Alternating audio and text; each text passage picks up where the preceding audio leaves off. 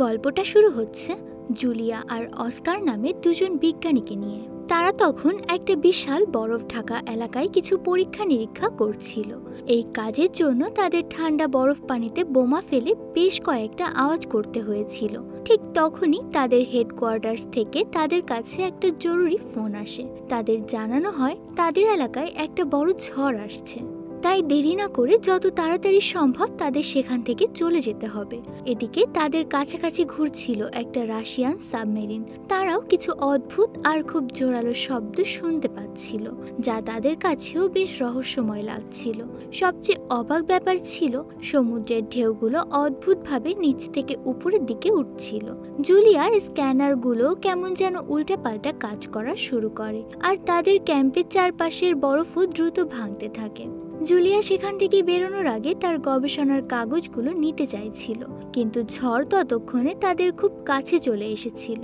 তাই অস্কার জোর করে তাকে টেনে স্লোমোবিলের দিকে নিয়ে যায়। ঠিক তখনই সাবমেরিনের ক্যাপ্টেন বুঝতে পারে যে এই শব্দটা কোনো জীবিত প্রাণীর। তারা তক্ষুনি সেটা থেকে বাঁচার চেষ্টা শুরু করে, কিন্তু হঠাৎই সাবমেরিনের সাথে পানির নিচেই এক বিশাল কিছু এসে সজোরে ধাক্কা খায়। উপরে অস্কার আর জুলিয়া বরফ ভাঙার কারণে দ্রুত পালিয়ে যাওয়ার চেষ্টা করছিল, কিন্তু দুর্ভাগ্যজনকভাবে তাদের সামনেও বরফ ভাঙতে শুরু করে। তাদের স্লোমোবিল, যা সেখান থেকে পালানোর একমাত্র ভরসা ছিল, সেটা জ্বলে ছাই হয়ে যায় এবং পানিতে ডুবে যায়। দেখতে দেখতেই বিস্ফোরণে তাদের ক্যাম্পও পুরোপুরি ধ্বংস হয়ে যায়, আর বেঁচে থাকা বিজ্ঞানীরা ধীরে ধীরে ডুবে মারা যেতে লাগলো। ওদিকে সাবমেরিনটিও ক্রমাগত ক্ষতির মুখে পড়ছিল। ভেতরের লোকেরা ভীষণ কষ্টে নিজেদের আসনে বসেছিল, কারণ সবকিছু প্রচন্ডভাবে কাঁপছিল। কিছুক্ষণ চেষ্টা করার পর তারা ফায়ার করতে সক্ষম হয়। সেই আলোতে পানির মধ্যে বিশাল বিশাল সুর দেখা যায়। তখনই একজন লোক কাচের স্ক্রিনের সাথে ধাক্কা খেয়ে দূরে ছিটকে পড়ে এবং আঘাত পেয়ে জ্ঞান হারায়। সাবমেরিনটা পুরোপুরি ডুবে যাওয়ার আগেই একজন অফিসার জরুরি বার্তা পাঠায়। রাশিয়ান নৌবাহিনীর হেডকোয়ার্টার্সে সাবমেরিনটি নিখোঁজ হওয়ার খবর পৌঁছে যায়। যেহেতু সেই সাবমেরিনে খুব দরকারি কিছু অস্ত্র ছিল, তাই তারা ঠিক করে যে হয় সেটিকে উদ্ধার করবে, আর যদি উদ্ধার করা না যায় তাহলে সেটিকে উড়িয়ে দেওয়ার জন্য একটা উদ্ধারকারী দল পাঠাবে। এই মিশনের দায়িত্বে থাকবে ভিক্টর, যে পানিতে আটকা পড়া সাবমেরিনের ক্যাপ্টেনের ভাই। ভিক্টরের পরিবার চিন্তিত ছিল যে সেও যেন সেখানে নিখোঁজ না হয়ে যায়। তার মা খুব বেশি দুশ্চিন্তা করছিল, তাই সে ভিক্টরকে তার বাবার একটা ঘড়ি দেয়, যিনি এখন আর বেঁচে নেই। মা বলে, এই ঘড়িটা তোমাকে বিপদ থেকে বাঁচাবে, তিনি যেখানেই থাকুক না কেন তোমার খেয়াল রাখবে। সেই রাতে ভিক্টর ডকে পৌঁছাতে জানতে পারে যে তার বাবার পুরনো বন্ধু অ্যাডমিরাল অলশেনিস্কিও এই মিশনে যাচ্ছে। এবার তার চিন্তা হতে লাগলো যে মিস্টার অলশেনিস্কি এই কাজের জন্য একটু বেশি বয়স্ক হয়ে গেছে কিনা। তার মনে হলো, এই বুড়োটা যদি মরে দুর্নামটা তো আমারই হবে। ভিক্টর সাবমেরিনে উঠতেই ক্রুজ সদস্যরা অভিযোগ করতে লাগলো যে তাদের ছুটি থেকে এত তাড়াতাড়ি কেন ফিরিয়ে আনা হয়েছে। অন্যদিকে জুলিয়া আর অস্কার সেই বরফ ঝড়ে পথ হারিয়ে ফেলেছিল। ফোনের সিগন্যাল ধরার চেষ্টা করতে গিয়ে জুলিয়ার মনোযোগ সরে যায় এবং সে একটা গভীর খাদে পড়তে যাচ্ছিল। তখনই অস্কার ঠিক সময়ে তাকে ধরে ফেলে বাঁচায়। ঠিক সেই মুহূর্তেই জুলিয়ার ফোনে একটা তেল খনির সিগন্যাল ধরা পড়ে এবং সিগন্যাল পেতেই সে ফোন করে, কিন্তু বরফ ঝড়ের কারণে প্রচন্ড শব্দ হচ্ছিল, আর খনির লোকেরা তার কথা বুঝতেই পারছিল না। কিছুক্ষণ পর সিগন্যাল চলে যায় এবং কল কেটে যায়। অস্কার তখন ভীষণ হতাশ হয়ে পড়েছিল। সে একটা ফ্লেয়ার গান আকাশের দিকে ছুঁড়ে মারে আর ক্লান্তিতে মাটিতে বসে পড়ে। পরের দিন সকালে সাবমেরিনটি যেখান থেকে নিখোঁজ হয়েছিল সেখানে পৌঁছায়। অনেক প্রস্তুতির পর তারা পানির নিচে নামে। জাহাজের ক্রুরা লক্ষ্য করে যে অলশেনিস্কি ভিক্টরকে একটা ব্যক্তিগত ঘরে নিয়ে গেছে। সেখানে কিছু সিনিয়র অফিসারও ছিল এবং তাদের একটা রিপোর্ট পড়তে দেওয়া হয়, যা পড়ে সবাই খুব চিন্তিত হয়ে পড়ে। দ্রুতই পুরনো সাবমেরিনটির নিখোঁজ হওয়া নিয়ে গুজব ছড়াতে শুরু করে। অন্যদিকে জুলিয়া আর অস্কার বরফের মধ্যে আটকে থাকা একটা বই খুঁজে পায়।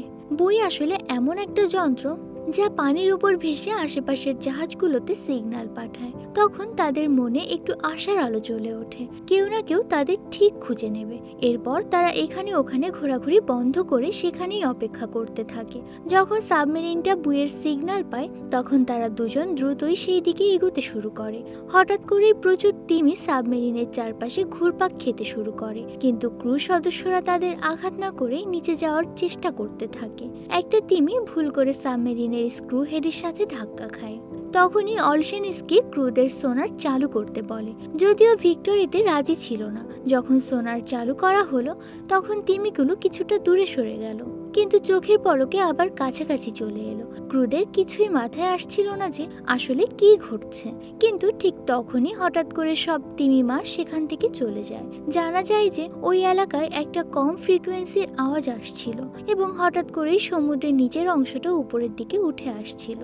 ঠিক তখনই অন্ধকারের মধ্যে একটা বিশাল সুর নড়তে শুরু করে এবং তার একটা মাত্র আঘাতেই একটা তিমিকে মেরে ফেলে। সাবমেরিনের ক্রুরা অবশ্য এই শব্দ শুনতে পাচ্ছিল না। তখনই তাদের রাডার সিগন্যাল দিতে শুরু করে যে একটা বিশাল প্রাণী তাদের সাবমেরিনের সাথে ধাক্কা লাগতে চলেছে। অলশেনস্কি মনে করলো হয়তো কোনো শত্রু জাহাজ আসছে, তাই সে ক্রু সদস্যদের গুলি চালানোর নির্দেশ দেয়। কিন্তু ভিক্টরের কাছে এই নির্দেশ ঠিক মনে হয়নি, তাই সে ক্রুকে দ্রুত লুকিয়ে পড়তে বলে। সাবমেরিনটা বরফের দেয়ালের একটা ফাটলের মধ্যে ঢুকে পড়ে। যখনই সাবমেরিনটা বরফের সাথে ধাক্কা খাচ্ছিল তখনই কাঁপতে শুরু করে এবং রাডারের আওয়াজও আরো বাড়তে থাকে, যা হেডফোন পরা লোকদের কানে ব্যথা দিচ্ছিল। সে অদ্ভুত শত্রুটা তাদের পিছু নিচ্ছিল, আর তাই ক্রুদের সাবমেরিন থামাতে হয়, কারণ একটা দেয়াল তাদের পথ আটকে দেয়। ভালো খবর এই যে তাদের পিছু নেওয়া সেই অচেনা শত্রু ততক্ষণে চলে গিয়েছিল। যখন ক্রুরা সাবমেরিনের ক্ষতির পরিমাণ আন্দাজ করছিল তখন অলশেনস্কি ভিক্টরকে বকা দেয় যে সে না ভেবেই ঝুঁকি নিয়েছে। এখন তাদের কাছে আর কোনো বিকল্প ছিল না, তাই সাবমেরিন মেরামত করার জন্য তাদের পানির উপরে আসতে হবে। ওদিকে জুলিয়া আর অস্কার কিছু পাথরের কাছে ঘেঁষে উষ্ণতা নেওয়ার চেষ্টা করছিল। হঠাৎ বরফ ভাঙার শব্দ শোনা যায় এবং সাবমেরিনটা পানি থেকে বেরিয়ে আসে। সাবমেরিন থেকে লোকেরা দ্রুত বেঁচে যাওয়া লোকদের দেখে তাদের সাথে দেখা করতে আসে। এটা জানার পরেও যে এই লোকেরা এই সাবমেরিনের নয় যেটার উপর হামলা করা হয়েছিল। ক্রু সদস্যরা তাদের কথা মনোযোগ দিয়ে শোনে। ভিক্টর বইটা পরীক্ষা করে এবং তারপর অলশেনস্কির সাথে কথা বলতে যায়। অলশেনস্কি বলে যে এই দুজনকে একটু খাবার দিয়ে এখনই ছেড়ে দাও, কারণ হতে পারে যে এরা অন্য দেশের গুপ্তচর। কিন্তু ভিক্টর তাদের প্রতি কিছুটা মায়া দেখিয়ে তাদের সাবমেরিনে তুলে নেয়। মেরামতের কাজ শেষ হতেই সাবমেরিনটা আবার পানির নিচে চলে যায় এবং তারা বুয়ের কাছে অনুসন্ধান শুরু করে। মেডিকেল চেকআপের পর জুলিয়া এবং অস্কারকে খাবার দেওয়া হয়। এরপর ভিক্টর তাদের ম্যাপ দেখিয়ে তাদের ক্যাম্পের অবস্থান জানতে চায় এবং একই সাথে জিজ্ঞেস করে যে তারা অদ্ভুত কিছু দেখেছে কিনা। জুলিয়া জানায় তারা সেখানে বড় বড় বিস্ফোরণ দেখেছে। ভিক্টর মনে করে যে হয়তো এটাই তার ভাইয়ের সাবমেরিন ডুবে যাওয়ার কারণ। পুরো ক্রু সামনের পরিকল্পনা নিয়ে আলোচনা করতে শুরু করে, কিন্তু অলশেনস্কি বলে যে আমাদের ফিরে যাওয়া উচিত, কারণ কিছুক্ষণ আগে রাডারে যে জিনিসটা ছিল সেই বিপদটা আবার ফিরে আসতে পারে। যদি আমাদের উপর আবার আক্রমণ হয় তাহলে জরুরি সিগন্যাল পাঠানো পর্যন্ত কঠিন হবে। কিন্তু ভিক্টর তার ভাইকে খুঁজে বের করার জন্য ছটফট করছিল এবং নির্দেশ দেয় যে সাবমেরিনকে জুলিয়ার ক্যাম্পের দিকে নিয়ে চলো। অলশেনস্কি ভিক্টরকে একপাশে নিয়ে গিয়ে সতর্ক করে যে এটা দ্বিতীয়বার যখন তুমি ভুল সিদ্ধান্ত নিলে। যদি আরো একবার এমনটা হয় তাহলে সবকিছু শেষ হয়ে যাবে। ভিক্টর তার একজন সঙ্গীকে বোঝায় যে আমাদের দ্রুত করতে হবে, কারণ যদি দ্বিতীয় সাবমেরিনে কেউ বেঁচে থাকে তাহলে তার কাছে অক্সিজেনের অভাব হবে। তখনই জুলিয়া একটা অদ্ভুত শব্দ শুনতে পায়। অস্কার বলে যে এটা সোনারের শব্দ, যা দ্বিতীয় সাবমেরিনটিকে খুঁজছে। অনুসন্ধান কিছুক্ষণ চলতে থাকে, কিন্তু তারপর রাডার দেখায় যে সে অদ্ভুত শত্রু আবার তাদের পিছু নিচ্ছে। ভিক্টর ক্রুদের বলে যে আগের মতো একটা লুকানো জায়গা খুঁজুন, কিন্তু এইবার তাদের আশেপাশে এমন কোনো জায়গা ছিল না, তবে পাশেই একটা তেলখনির প্ল্যাটফর্ম ছিল। তাই ভিক্টর ভেবেছিল যে সেখানে হয়তো লুকানো জায়গা পাওয়া যাবে। যখন সাবমেরিনটা পানির পৃষ্ঠে আসার জন্য প্রস্তুত হচ্ছিল, তখন তেলখনির সমস্ত শ্রমিক সমুদ্র থেকে উঠে আসা বিশাল সুরগুলো দেখে হতবাক হয়ে যায়। তারা সাথে সাথে অ্যালার্ম বাজিয়ে দেয়। সুরগুলো প্ল্যাটফর্মের ওপর হামলা করতে শুরু করে এবং পুরো ভবনটা ভেঙে পড়তে থাকে। অনেক জায়গায় প্রচন্ড বিস্ফোরণও হতে শুরু করে। অনেক শ্রমিক ঘাবড়ে গিয়ে পালানোর চেষ্টা করে, কিন্তু তাদের কোথাও যাওয়ার জায়গা ছিল না, কারণ পুরো কাঠামোটি ভেঙে পড়ছিল। যেই সাবমেরিনটার প্ল্যাটফর্মের সাথে যোগাযোগ বিচ্ছিন্ন হয়, তখন ভিক্টর পেরিস্কোপের সাহায্যে দেখার চেষ্টা করতে লাগলো যে আসলে কি ঘটছে। যখন সে বিশাল সুরগুলোকে প্ল্যাটফর্ম ধ্বংস করতে দেখলো, তখন সে ভয় পেয়ে যায়। সেই দৃশ্য স্ক্রিনে পাঠায়, যাতে পুরো ক্রু দেখতে পায় যে তারা কার সাথে লড়াই করছে এবং তাদের শত্রু কতটা বিশাল। যখন প্ল্যাটফর্মটি পুরোপুরি ধ্বংস হয়ে যায়, তখন সেই অদ্ভুত দানবটি আবার সাবমেরিনের পিছু নিতে শুরু করে, যার পর তাদের দ্রুত সাবমেরিনটি ঘোরাতে হয়। অলশেনিস্কি মনে মনে ভাবে যে ক্রুদের সেই বিশাল দানবটিকে দেখানো ভিক্টরের তৃতীয় ভুল ছিল এবং সে সরাসরি বলে যে এবার থেকে নেতৃত্ব আমি নেব। সে দ্রুত বলল যে দুটো টর্পেডো এর উপরে ছুঁড়ে মারো, আর সেগুলো সরাসরি লক্ষ্যে গিয়ে লাগে। এই দেখে অলশেনিস্কি বলে এভাবেই কাজ করা হয়, কিন্তু তার মুখ মরা ফুলের মতো শুকিয়ে যায় যখন একজন অফিসার বলে যে শত্রু এখনো জীবিত এবং এখন আরো রাগে এগিয়ে আসছে। এরপর আরো টর্পেডো ছোড়া হয়, আরো একটা বিস্ফোরণ হয়, মূল লক্ষ্যে আবার আঘাত লাগে, কিন্তু এটিও সেই বিশাল দানবকে মারার জন্য যথেষ্ট ছিল না। দানবটি সাবমেরিনের পিছু নিতেই থাকে এবং অলশেনিস্কি ভয়ে কিছু করতে পারে না। তখন ভিক্টর আবার কমান্ড নিজের হাতে নেয় এবং ক্রুকে বলে যে যতটা সম্ভব সাবমেরিনকে দ্রুত চালাও। তারা সেই দানবের বেশিরভাগ আক্রমণ থেকে বেঁচে যায়, কিন্তু একটা সুর সাবমেরিনে আঘাত হানে, যার ফলে সাবমেরিনের কিছুটা ক্ষতি হয়। সেখানে কাজ করা লোকেরাও গুরুতর আহত হয়। ভিক্টরেরও মাথায় ধাক্কা লাগে এবং তার মাথা ঘুরতে থাকে। কিছু কম্পিউটার শর্ট সার্কিট হয়ে যায় এবং একটি কম্পিউটার তো একজন লোকের উপর পড়েই যায়। সাবমেরিন ডুবতে শুরু করে এবং সেই দানব এই সুযোগের সদ্ব্যবহার করে এবং আরো একটা জোরালো আক্রমণ করে। হঠাৎ করে মিসাইল কম্পার্টমেন্টে বিস্ফোরণ ঘটে, সেখানে ভয়াবহ আগুন লেগে যায়, যার পর জাহাজের ক্রু সেখানে বায়ু চলাচল বন্ধ করে এলাকাটি পুরোপুরি সিল করে দেয়। 7 জন লোক সেখান থেকে ফায়ার এক্সটিংগুইশারের সাহায্যে আগুন নেভানোর চেষ্টা করে, কিন্তু সুরের আরেকটি প্রচন্ড আঘাতে সাবমেরিন দ্রুত নিচে পড়তে থাকে।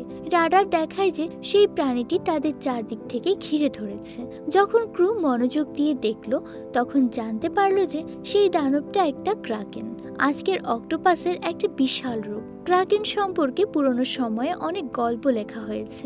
এখন যেহেতু তাদের কাছে একটা শেষ মিসাইল বাকি আছে, তাই সেটি খুব ভেবেচিন্তে ব্যবহার করতে হবে। তারা নিজেদের মধ্যে আলোচনা করতে লাগলো যে এরপর কি করা উচিত।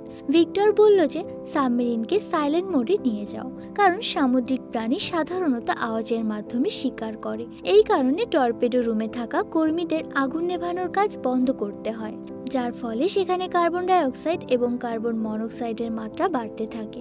ক্রাকেনের আওয়াজ যোগাযোগ অফিসারের কানে ভীষণভাবে বাজছিল। টর্পেডো রুমে থাকা লোকেরা ভাবতে লাগলো আমরা কি এভাবেই মারা যাব, কিন্তু সৌভাগ্যবশত ভিক্টরের পরিকল্পনা কাজ করতে লাগলো এবং ক্রাকেনটি সেখান থেকে দূরে চলে গেল। এবার তারা আবার তাদের কাজে ফিরে যেতে পারছিল, কিন্তু ততক্ষণে আগুন এতটাই ছড়িয়ে গিয়েছিল যে সামান্য কয়েকটি এক্সটিংগুইশার দিয়ে তা নেভানো সম্ভব ছিল না। কিছু লোক আগুনে পুড়তে শুরু করে এবং তখনই ভিক্টর সবাইকে বললেন যে কম্পার্টমেন্ট খালি করে দাও, যা জ্বলছে জ্বলতে দাও, শুধু নিজের জীবন বাঁচাও। কিছু অফিসার যখন অগ্নিক্ষেত্র থেকে বাইরে আসছিলেন, তখন তারা গুরুতর আহত হন, কিন্তু বাকি ক্রু তাদের দরজার বাইরে নিয়ে আসতে সাহায্য করে। শেষ মুহূর্তে দরজা বন্ধ করে দেওয়া হয়, যাতে আগুন বাকি অংশে ছড়িয়ে না পড়ে। টর্পেডো কম্পার্টমেন্টের চাপ নিয়ন্ত্রণ করে অবশেষে আগুন নেভানো হয়। কর্মীদের উপস্থিতিতে এটা করা যেত না। এরপর যারা তখনও সুস্থ ছিল তাদের মেরামতের কাজ দেওয়া হয় এবং যারা আহত ছিল তাদের ইনফার্মারি বা তাদের রুমে পাঠানো হয়। অস্কার ও জুলিয়া তাদের আঘাতের চিকিৎসায় সাহায্য করে, যার ফলে ক্রুরা তাদের ওপর আস্থা রাখতে শুরু করে। পরে ভিক্টর ক্রুদের কাছে তাদের মতামত জানতে চায় যে এখন কি করা উচিত। সবাই বলে যে আমাদের ফিরে যাওয়া উচিত, কারণ আমরা দ্বিতীয় সাবমেরিনের অবস্থান জানি না এবং ক্রাকেন থেকে বাঁচার জন্য আমাদের কাছে কোনো সুরক্ষা নেই। অলশেনস্কি ভিক্টরকে মনে করিয়ে দেয় যে তোমার বাবা একজন হিরো ছিলেন, যিনি একটা সাবমেরিন দুর্ঘটনায় মানুষকে বাঁচাতে গিয়ে শহীদ হয়েছিলেন। অনেক চিন্তা ভাবনার পর এবার ভিক্টরও মেনে নেয় যে ফিরে যাওয়াটাই ভালো। যখন সাবমেরিন বাড়ির পথে ফিরতে শুরু করে, ভিক্টর তার বাবার লেখা শেষ চিঠিটা পড়ে। ঠিক তখনই জুলিয়া তার ঘরে আসে এবং দেখে যে সেখানে কিছু পাখি ছিল। ভিক্টর জানায় যে তাদের অক্সিজেনের মাত্রা পরীক্ষা করার জন্য রাখা হয়েছে। জুলিয়া তার কাছ থেকে একটা ম্যাপ চায় এবং সেই সমস্ত স্থান দেখায় যেখানে তারা ক্রাকেনকে দেখেছে এবং তাদের ক্যাম্পের অবস্থানও জানায়। সে বলে যে পুরনো গল্প অনুযায়ী এই প্রাণীটি আগেও অনেক জাহাজে হামলা করেছে, কিন্তু তারপর হঠাৎই অদৃশ্য হয়ে গেছে। তাই অনেক বিজ্ঞানী বিশ্বাস করতেন যে ক্রাকেন গভীর ঘুমে চলে গেছে। জুলিয়া জানায় যে আমরা যে বিস্ফোরণগুলো করেছিলাম হয়তো সেগুলো ক্রাকেনের লুকানো ঘরে আঘাত করেছে। এই কারণেই হয়তো সে জেগে উঠেছে। যদি সবাই বেঁচে থাকতে চায় তাহলে তাদের সোনার বন্ধ করতে হবে, না হলে সে আবার তাদের পিছু নেবে। যেহেতু জুলিয়া ক্রাকেন সম্পর্কে এত ভালোভাবে জানে, তাই ভিক্টর তাকে জিজ্ঞেস করে, তোমার কি কোনো ধারণা আছে আমার ভাইয়ের সাবমেরিন কোথায় থাকতে পারে? জুলিয়া বোঝায় যে অক্টোপাস তাদের শিকারকে টেনে তাদের ঘরে নিয়ে যায় এবং সেই জায়গাটা তাদের ক্যাম্পের আশেপাশেই হওয়া উচিত। তখনই তাদের কথোপকথন একজন অফিসারের আসার কারণে থেমে যায়। অফিসার জানান যে আমরা একটা সূত্র পেয়েছি। সে নীরব মোডের সময়কার একটা রেকর্ডিং শোনায়, যেখানে সবাই শুনতে পায় যে কেউ বারবার কোনো ধাতুতে ঠক ঠক করছে। তারা সিগন্যালটা ট্র্যাক করে এবং নিশ্চিত হয় যে এটি জুলিয়ার ক্যাম্পের পাশ থেকে আসছে। এর মানে স্পষ্ট ছিল যে দ্বিতীয় সাবমেরিনে এখনো কিছু লোক বেঁচে আছে। ভিক্টর সবাইকে ডেকে বলল যে দেখো, আমাদের সৈন্যরা সেই সাবমেরিনে আটকা পড়ে আছে, জীবন এবং মৃত্যুর মাঝে লড়ছে। যদি আমরা তাদের না বাঁচাই তাহলে কে বাঁচাবে? এমনটা ভেবো না যে আমি শুধু আমার ভাইয়ের জন্য সেখানে যেতে চাই। তোমাদের মধ্যে কেউ যদি সেখানে থাকতো তাহলে আমি একটা মানুষের জন্য এই কাজ করতাম। এরপর সে তার সহকর্মীদের সরাসরি নির্দেশ দেয় যে সাবমেরিনকে জুলিয়ার ক্যাম্পের দিকে নিয়ে চলো। হঠাৎ করে মেশিন এবং দেয়াল থেকে নাট বোল্টস খুলে পড়তে শুরু করে। কাঁচ এবং লাইট ভেঙে যায়। এর মানে ছিল যে সাবমেরিনটা আরো গভীর পানিতে চলে গেছে। এই কারণে তারা সাবমেরিনটাকে কিছুটা উপরে নিয়ে যায়। তখন একজন অফিসার লক্ষ্য করে যে আমরা তো অন্য কোনো জায়গায় এসে পড়েছি। ভিক্টর বলে আমাদের একটা মিনি সাবমেরিন পাঠাতে হবে এই জায়গাটা ভালোভাবে দেখার জন্য। যেহেতু মিনি সাবমেরিনের পাইলট আগের আক্রমণে আহত হয়েছিল, তাই ভিক্টর বলে যে আমি নিজেই যাব এবং ততক্ষণ অলশেনস্কি কমান্ডে থাকবে। ভিক্টর দুজন অফিসারকে নিয়ে মিনি সাবমেরিনটির উদ্দেশ্যে বেরিয়ে পড়ে। যত তারা গভীর পানিতে যাচ্ছিল, চাপের কারণে তারা সাবমেরিনের ধাতু থেকে শব্দ শুনতে পাচ্ছিল, কারণ এত গভীরে তারা এই প্রথমবার যাচ্ছিল। চাপ দ্রুত সেই সাবমেরিনের ওপর প্রভাব ফেলতে শুরু করে, তাই যদি তারা দ্রুত কিছু খুঁজে না পায় তাহলে তাদের ফিরে যেতে হবে। ঠিক তখনই তারা কোথাও থেকে শব্দ শুনতে পায়। যখন তারা সেই দিকে যায় তখন জানতে পারে যে সেখানে হাজার হাজার ডুবে যাওয়া জাহাজ ছিল। এর মানে হলো জুলিয়ার তত্ত্ব এবং গল্প একদম সত্যি। অবশেষে তারা দ্বিতীয় সাবমেরিনটা খুঁজে পায় এবং সেটির ক্ষতি পরীক্ষা করে। আনন্দের কথা এই যে সেটির সামনের অংশ এখনো ঠিক ছিল। এর মানে হলো কিছু লোক সেখানে লুকিয়ে থাকতে পারে। তারা এই মিনি সাবমেরিনটাকে পুরনো সাবমেরিনের সাথে সংযুক্ত করার চেষ্টা করে, কিন্তু এত চাপে এটা করা খুব কঠিন ছিল। অবশেষে অনেক চেষ্টার পর তারা সংযোগে স্থাপন করতে সক্ষম হয়। ভিক্টর ডাইভিং স্যুট পরে এবং সংযোগের সাহায্যে দ্বিতীয় সাবমেরিনে ঢুকে পড়ে। হ্যাচ খোলার আগে সে নক করে এবং ভেতরে ঢুকে খুব খুশি হয়, কারণ ক্রু সদস্যরা তখনও বেঁচে ছিল আর ভাই আলেকজান্ডারও। তারা এই খবর মূল সাবমেরিনে পাঠায় এবং সেখানে সবাই আনন্দ উদযাপন করতে শুরু করে। আলেকজান্ডার বুঝতে পারছিল যে তারা সাবমেরিনকে সাইলেন্ট মোডে রেখেছে যাতে ক্রাকেনের মনোযোগ না যায়, এবং সে মাঝে মধ্যে সিগন্যাল পাঠিয়েছিল। ভিক্টর যতটা সম্ভব সুস্থ মানুষকে মিনি সাবমেরিনে পাঠায়, কিন্তু সবাইকে বাঁচানোর জন্য দুবার যেতে হবে। ভিক্টর সিদ্ধান্ত নেয় যে সে তার ভাইয়ের সাথে এখানেই থাকবে এবং একজন মেকানিককে শেষ পাইলটের সাথে পাঠানো হয়। তারা সাবমেরিনের সামনের অংশে একটা ট্রাকার লাগিয়ে দেয় যাতে তাদের অবস্থান হারিয়ে না যায়, কিন্তু তারপর তাদের মনে পড়ে যে ক্রাকেনও এই সিগন্যাল ধরতে পারে, যার পরে সেটি বন্ধ করে দেওয়া হয়। যখন মিনি সাবমেরিনটা সেখান থেকে উড়ে যায় তখন পুরো সাবমেরিনটা একবারের জন্য কেঁপে ওঠে, কিন্তু নিচে পড়ে না। দ্রুতই তারা মূল সাবমেরিনের কাছে পৌঁছে যায় এবং উদ্ধার করা লোকজনের চিকিৎসা শুরু হয়। সাবমেরিন চালাচ্ছিল যে পাইলট সে দ্বিতীয়বার যাওয়ার মতো অবস্থায় ছিল না, তাই জুলিয়া অস্কারকে সাহায্য করতে বলে। অস্কার আগে সাবমেরিনে কাজ করেছিল, তাই সে রাজি হয়ে যায়। যখন মিনি সাবমেরিনটা সেখান থেকে রওনা দেয় তখন অলশেনস্কি রাডারে দেখে যে ক্রাকেন আবার নড়তে শুরু করেছে। অন্যদিকে ভিক্টর এবং আলেকজান্ডার তাদের ঊর্ধ্বতন কর্মকর্তাদের চাওয়া সেই বিপজ্জনক অস্ত্রগুলো খুঁজতে যায়। তারা ধ্বংসপ্রাপ্ত এলাকায় গিয়ে ভল্ট থেকে কোড বের করে, কিন্তু যখন তারা কম্পিউটারে কোড ঢোকানোর চেষ্টা করে তখন সিস্টেম কাজ করে না। তবে ভিক্টর হার মানতে রাজি ছিল না এবং অনেকগুলো বোতাম চাপার পর কম্পিউটার চালু হয়। তারা দেখতে পায় যে এই অস্ত্রগুলো এখনো কাজ করছে। সেই অস্ত্র থেকে নির্গত সিগন্যাল মিনি সাবমেরিনটা ধরে ফেলে এবং সেই সিগন্যাল অনুসরণ করে সেখানে পৌঁছে যায়। কিন্তু মূল সাবমেরিনে সবাই ভয় পেয়ে গিয়েছিল, কারণ ক্রাকেন তাদের খুব কাছাকাছি চলে এসেছিল। ক্রুরা দ্রুত সাবমেরিনটাকে সমুদ্রের নিচের অংশে নামিয়ে দেয় এবং নীরব মোড়ে চলে যায়। ক্রাকেন সাবমেরিনের ওপর একটা বড় পাথর ছুঁড়ে মারে, যার ফলে সাবমেরিনটা ক্ষতিগ্রস্ত হয় এবং একটা কম্পার্টমেন্টে পানি ঢুকতে শুরু করে। ক্রুদের সন্দেহ হয় যে তারা কতক্ষণ নীরব মোড় ধরে রাখতে পারবে।